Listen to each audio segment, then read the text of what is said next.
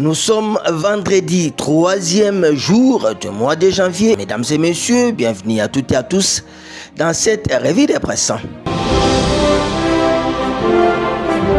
Entamons celle-ci par ces gros titres du quotidien d'information générale, le journal, sur ordre du vice-premier ministre de l'Intérieur, le gouverneur du Kasaï central appelé en consultation à Kinshasa. À lire notre confrère, les propos de Moïse Kamboulou, gouverneur de la province du Kasaï central, prononcés lors du dernier voyage du président Félix Tshisekedi à Kananga, ont suscité de nombreuses réactions dans les milieux politiques congolais. Après l'union sacrée de la nation qui exigerait au gouverneur de démissionner, c'est le tour du vice-premier ministre, ministre de l'Intérieur et Sécurité, de les rappeler en toute urgence. Dans un message officiel daté du 31 décembre 2024, nous dit notre confrère, le vice-premier ministre en charge de l'Intérieur, Jacques Chabani Louko, a demandé au gouverneur de la province du Kasaï central de rejoindre immédiatement Kinshasa pour une consultation.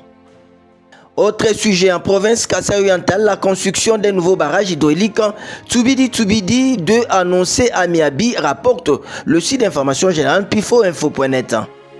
Une nouvelle centrale Tsubidi 2 d'une capacité de 39 MW d'électricité sera construite dans un délai de 2 ans à Miabi, rapporte ceci d'information générale dans la province du Kasaï oriental. La nouvelle a été annoncée au gouverneur Jean-Paul Mbouembroa ce jeudi 2 janvier 2025 par Freddy Chibouabwa, coordonnateur national de l'UCF. Porteur de cette nouvelle, Freddy Chibouabwa a indiqué que ce projet soutenu par une entreprise chinoise vise à améliorer l'approvisionnement en énergie non seulement pour la province mais également pour au moins 3 autres provinces du Grand Kasaï.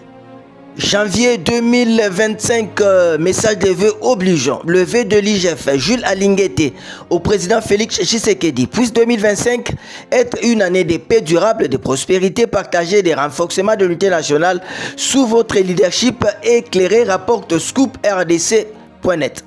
À lire dans la page intérieure de ce site d'information générale, Excellence Monsieur le Président, en ce début de l'année 2025, je tiens à ma qualité d'inspecteur général des finances, chef des services de l'UGF, à vous adresser mes vœux les plus chaleureux de santé, de sérénité, de succès dans l'exercice de votre haute fonction. Votre engagement indéfectible pour le progrès de notre pays inspire confiance et espoir.